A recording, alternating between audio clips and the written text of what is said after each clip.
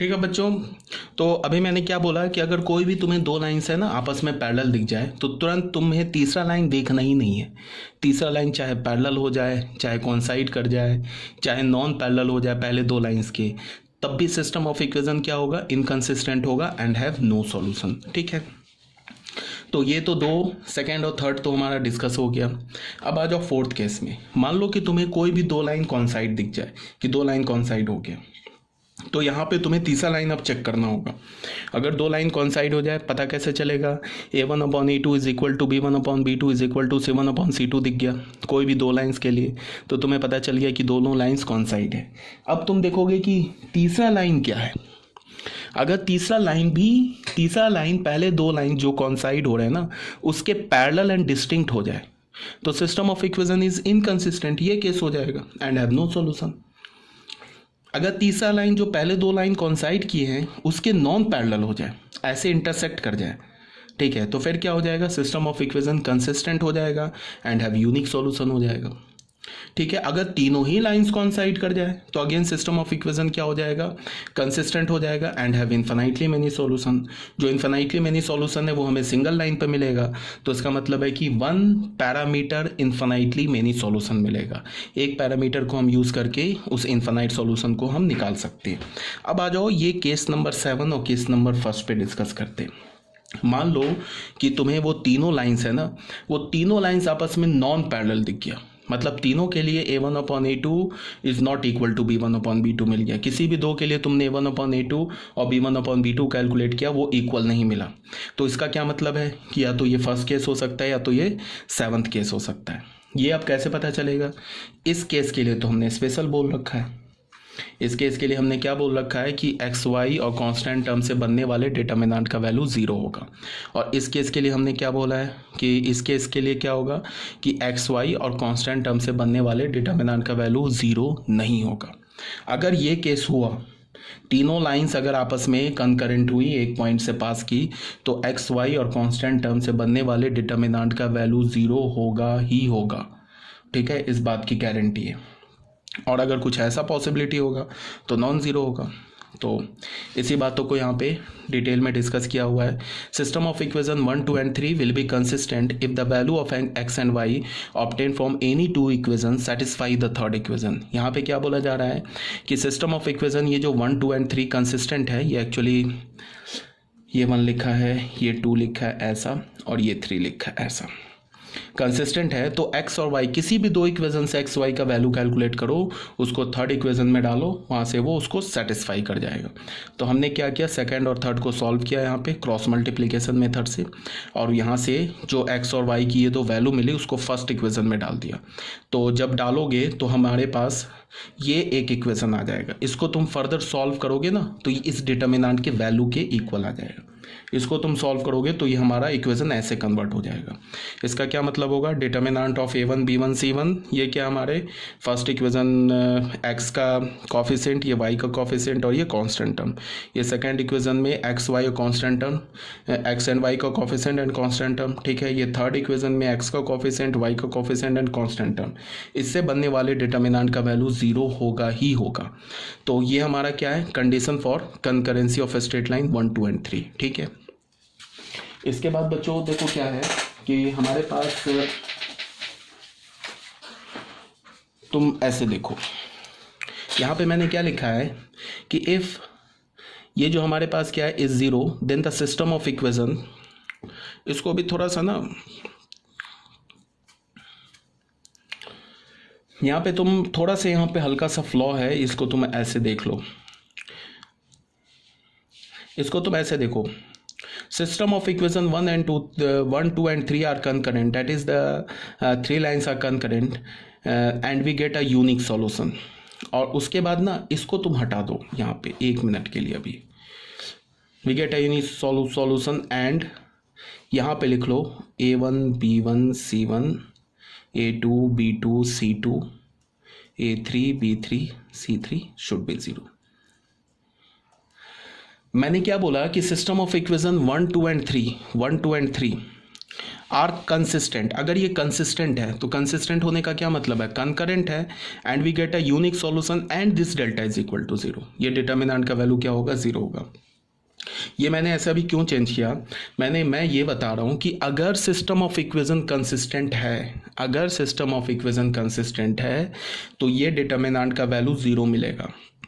But अगर तुमको क्या है कि तुमने सिस्टम ऑफ इक्वेशन इनकंसिस्टेंट है, ठीक है, या फिर तुम ऐसे देख लो कि ये तीनों लाइंस जो है वो आपस में कंकरेंट नहीं है, और ऐसा भी हो सकता है कि तीनों लाइंस आपस में कंकरेंट नहीं है और तुमने ये डिटर्मिनेंट, ये डेल्टा कैलकुलेट किया तो वो 0 भी आ सकता है।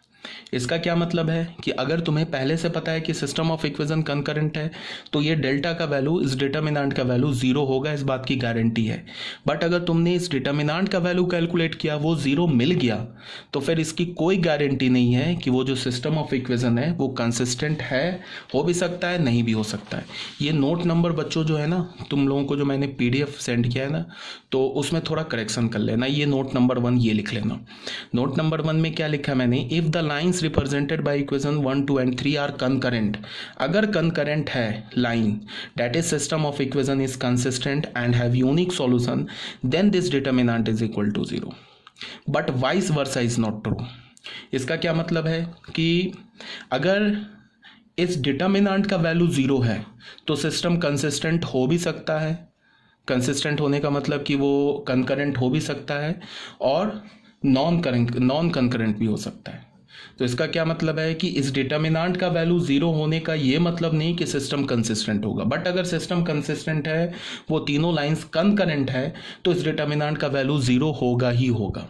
ठीक है, एक बार और, अगर सिस्टम ऑफ इक्वेशन कंसिस्टेंट है, तीनों लाइंस आपस में इंटरसेक्ट कर रही है, तो इस डिटर्मिनेंट का वैल्यू 0 होगा, ये बात तो सही है। बट इस डिटर्मिनेंट का वैल्यू 0 है, ये इंप्लाई नहीं कर रहा है कि सिस्टम ऑफ इक्वेशन कंसिस्टेंट है। इसको तुम और थोड़ा अच्छा से लिखना चाहते हो तो ऐसे लिख लो, system of equations 1, first, second and third जो हमारे पास है ना, are consistent, that is lines are concurrent। अगर लाइंस कंकरेंट है तो ये जो बात है ना, ये इम्प्लाई कर रहा है कि ये जो हमारे पास A1, A2, A3, B1, B2, B3, C1, C2, C3 is equal to 0। But if यहाँ पे अगर A1, B1, C1, A2, B2, C2, A3, B3, C3 अगर 0 है तो ये नहीं इम्प्लाई कर रहा है कि system of equations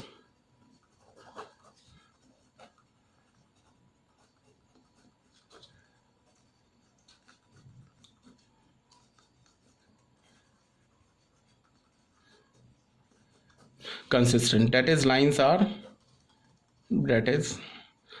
are concurrent। मतलब कि लाइंस कंकरेंट हो भी सकती है, नहीं भी हो सकती है। ठीक है, तो ये था हमारा। इसका एक एग्जांपल देख लो बच्चों तुम लोग। फॉर एग्जांपल देखो, हमने क्या किया कि ये 3 इक्वेशंस देती है। अब तुम इस 3 इक्वेशन को देखो, क्या है हमारे पास कि तुम ऐसे देखो, ये इक्वेशन 1 एंड इक्वेशन 3 को देखो। ये 1 एंड 3 क्या है हमारा, ये तो पैरेलल लाइंस है। ठीक है ना, ये देख लो, A1/A2 is equal to B1/B2 but not equal to C1/C2। तो फर्स्ट और 3 तो पैरेलल लाइंस को रिप्रेजेंट कर रहा है। अब चाहे तीसरा लाइन कुछ भी होता जाए, चाहे इस 2 के पैरेलल हो जाए या कोइंसाइड कर जाए, कुछ भी हो जाए, ये सिस्टम ऑफ इक्वेशन तो हमेशा इनकंसिस्टेंट मिलेगा ना, सिस्टम ऑफ इक्वेशन इनकंसिस्टेंट। अब हमने A1, B1, C1, A2, B2, C2, A3, B3, C3 ये डिटर्मिनेंट कैलकुलेट किया। तो इसमें क्या होगा कि ये जो पहला फर्स्ट कॉलम है और ये जो सेकेंड कॉलम है, ये हमें क्या मिल गया, first column and second column ये प्रोपोर्शनल मिल गया। देख लो, ये 2/3, 2/3 एंड 2/3 रेशियो लोगे तो 2/3 आ जाएगा। तो first column and second column proportional मिल गया। तो डिटर्मिनेंट का एक प्रॉपर्टी क्या होता है वो मैं बता दे रहा हूँ कि अगर किसी भी डिटर्मिनेंट में, तुम डिटर्मिनेंट चैप्टर में पढ़ोगे इन डिटेल, अगर कोई बच्चा परेशान हो रहा है ना कि ये पता नहीं क्या कर दिया, तो बस तुम अभी रट जाओ।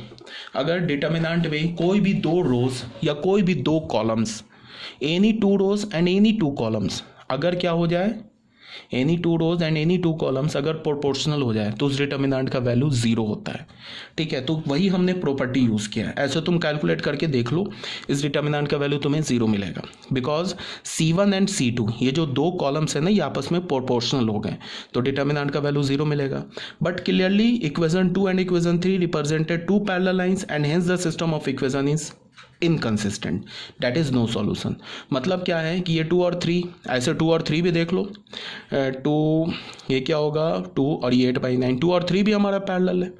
ठीक है ना, तो ये क्या हो जा रहा है हमारे पास सिस्टम ऑफ इक्वेशन। ये एक्चुअल कैसा केस चल रहा है, ये एक्चुअल ऐसा केस है, ये जो तीनों लाइंस है ना, ये तीनों लाइंस डिस्टिंक्ट एंड पैरेलल है।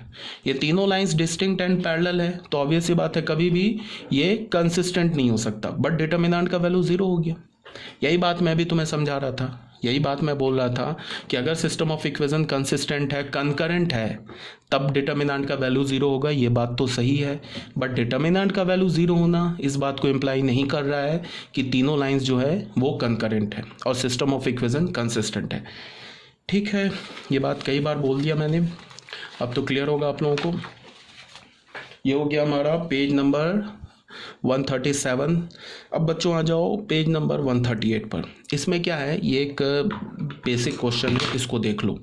Find lambda if the system of equation this this and this are concurrent. क्या बोल रहा है कि फाइंड लैम्डा, लैम्डा का वैल्यू निकालो अगर ये तीनों system of equation are concurrent. ठीक है, कंकरेंट बोलने का मतलब कंसिस्टेंट, यूनिक सॉल्यूशन। तो यहाँ पे क्या बोल रहा है कि ये सिस्टम ऑफ इक्वेशन कंसिस्टेंट है, ये क्वेश्चन में ही गिवन है। तब अगर ये एक सिस्टम ऑफ इक्वेशन कंसिस्टेंट है, तब तो एक्स वाई और कांस्टेंट टर्म से बनने वाले डिटर्मिनेंट का वैल्यू 0 होगा, ये तो 100% है। तो हमने क्या किया, फर्स्ट सेकंड थर्ड ले लिया, यहाँ से ये तुम कैलकुलेट कर लेना। If the system of equation 1 2 and 3 are consistent, then यहाँ से लैम्डा 2 लैम्डा 3 2 - 1 7 1 1 4 ये डिटर्मिनेंट बना लिया, और डिटर्मिनेंट को 0 से इक्वेट करके यहाँ से हमने लैम्डा का वैल्यू 9/13 निकाल लिया। ठीक है, तो अब मैं इसे क्या बोल सकता हूँ, यहाँ पे थोड़ी सी एनालिसिस है, इसको देख लो। लैम्डा का वैल्यू 9/13 है, तो क्या होगा, ये जो हमारा डिटर्मिनेंट है ये 0 हो जाएगा। तो अब तुम इस बात को ध्यान से देखो, यहाँ पे मैंने क्या बोला, if lambda is not equal to 9/13, अगर लैम्डा 9/13 के इक्वल नहीं है तो क्या हो जाएगा, ये डिटर्मिनेंट 0 नहीं होगा। यहाँ से हमने डिटर्मिनेंट को 0 करके निकाला ना, लैम्डा इज इक्वल टू 9/13। अगर लैम्डा 9/13 के इक्वल नहीं है तब तो ये डिटर्मिनेंट का वैल्यू 0 नहीं होगा। अगर ये डिटर्मिनेंट का वैल्यू 0 नहीं होगा तब तो ये सिस्टम ऑफ इक्वेशन कंसिस्टेंट नहीं होगा। ठीक है, तो यही बात को यहाँ पे लिखा हुआ है, if lambda is not equal to 9/13 then the system of equation is inconsistent, and if lambda is equal to 9/13 then the system of equation may be consistent और मे नॉट बी कंसिस्टेंट। अब यहाँ पे बात को ध्यान से सुनो, अगर लैम्डा का वैल्यू 9/13 नहीं है, ठीक है, तो ये डेल्टा जो है ना, ये डेल्टा मैं बार बार किसको बोल रहा हूँ, इस डिटर्मिनेंट को, ये जो डिटर्मिनेंट है ना ये 0 नहीं होगा। और डिटर्मिनेंट अगर 0 नहीं है तो सिस्टम ऑफ इक्वेशन कभी भी कंसिस्टेंट नहीं हो सकता है।